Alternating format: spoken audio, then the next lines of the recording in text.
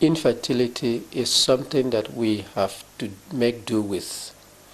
As we see patients in Obs and Gynae department, the infertility is quite high. The infertility rate is quite high, particularly in Africa, where some infectious diseases block the fallopian tubes and the rest of them. Sometimes I said a woman, will have pregnancy, she will miscarry several times, and she becomes frustrated. Sometimes she will try IVF 3, 4, 5 times, and she just knows that she thinks she will not have a success again, and therefore they do opt out for surrogacy. Surrogacy is something, therefore, that has come to stay. Even if we don't do it in this country, it is done somewhere in other parts of the country, but it's done in Nigeria. I personally see nothing wrong with it. As I've said, as a scientist, I know fundamentally that the scriptures say you should not commit adultery, and therefore the husband of that woman is not committing any adultery with this patient. The important thing that we must mention is that it is not as simple as we think of it, because quite often when the pregnancy is put inside her and she gets pregnant and she carries the pregnancy, somewhere along the line she gets used to the pregnancy and thinks it's her own. And what has been noticed over the time is that the woman becomes reluctant now to give a baby that she's carrying to somebody else. But that is taken care of by legal documents that support both parties. One of the advantages of surrogacy is that the sex of the baby can be chosen, can be determined.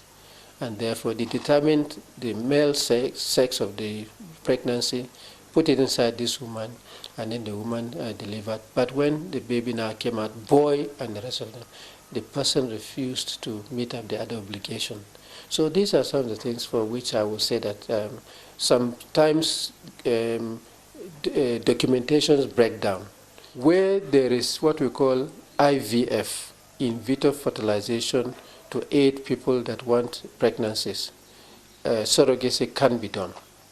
Right? The only thing is appropriate counseling, appropriate explanation, appropriate guidance, and following up of the clients that are involved in the process.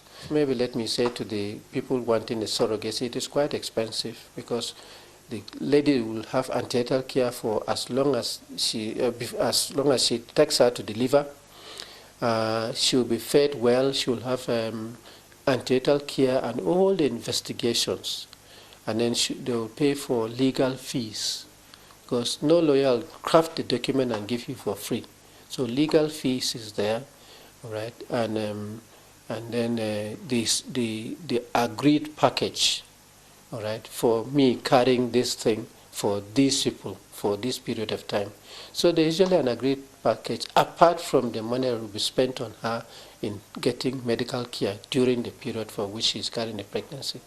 I think that in due course, after a long time, when people become more aware, and appreciate other people's problems, they may support this, and then we'll move on.